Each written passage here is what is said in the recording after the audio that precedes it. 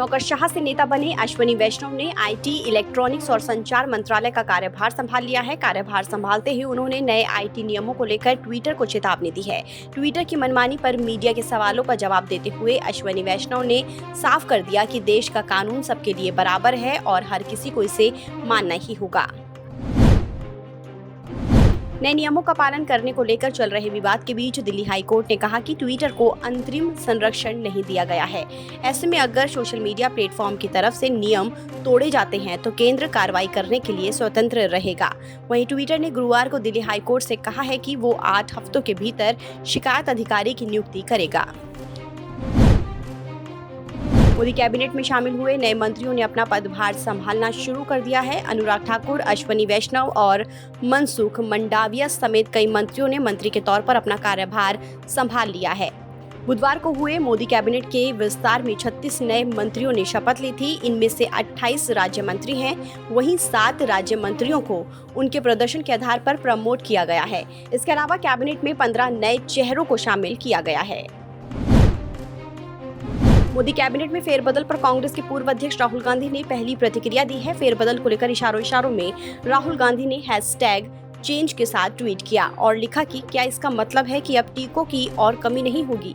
बता दें कि कर्नाटक, राजस्थान और पश्चिम बंगाल समेत कई राज्यों ने वैक्सीन की कमी की शिकायत की है।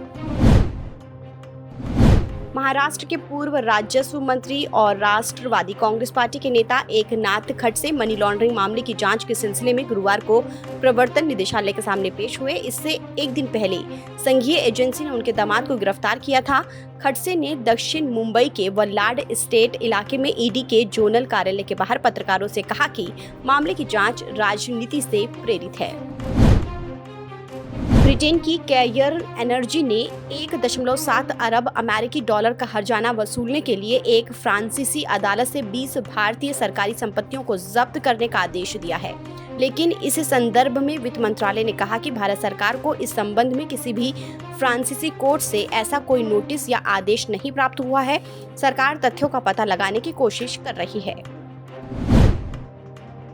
दिल्ली विधानसभा की एक कमेटी की तरफ से फेसबुक इंडिया के वाइस प्रेसिडेंट अजीत मोहन को जारी सम्मन रद्द करने से सुप्रीम कोर्ट ने गुरुवार को मना कर दिया। विधानसभा की पीस एंड हार्मनी कमेटी ने दिल्ली हिंसा के दौरान भड़काऊ सामग्री पर रोक लगाने में विफलता को लेकर फेसबुक को समन जारी किया था। हालांकि कोर्ट ने साफ किया है कि कानून व्यवस्था दिल्ली विधानसभा के अधिकार क्षेत्र में नहीं आता है।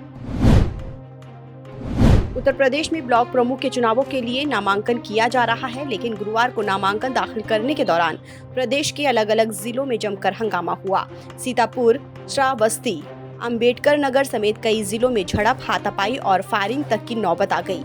इन अलग अलग घटनाओं में कई लोग घायल भी हुए। नामांकन के दौरान ये सब बवाल पुलिस के सामने ही हुआ। देश में पेट्रोल और डीजल की कीमतों ने पहले ही आसमान छू लिया है। अब दिल्ली में सीएनजी और पीएनजी के दामों में भी आग लग गई है। आईजीएल ने सीएनजी और पीएनजी की कीमत में इजाफा कर दिया है। सीएनजी की कीमत में 90 पैसे प्रति किलो और पीएनजी की कीमत में दिल्ली में ₹1.25 प्रति एससीएम का इजाफा हुआ है। मेटल सेक्टर और दिग्गज शेयरों में बिकवाली से शेयर बाजार में गुरुवार को गिरावट देखने को मिली। कारोबार में सेंसेक्स 486 अंक की गिरावट के साथ 52,569 के स्तर पर और निफ्टी 152 अंक की गिरावट के साथ 15,728 के स्तर पर बंद हुआ।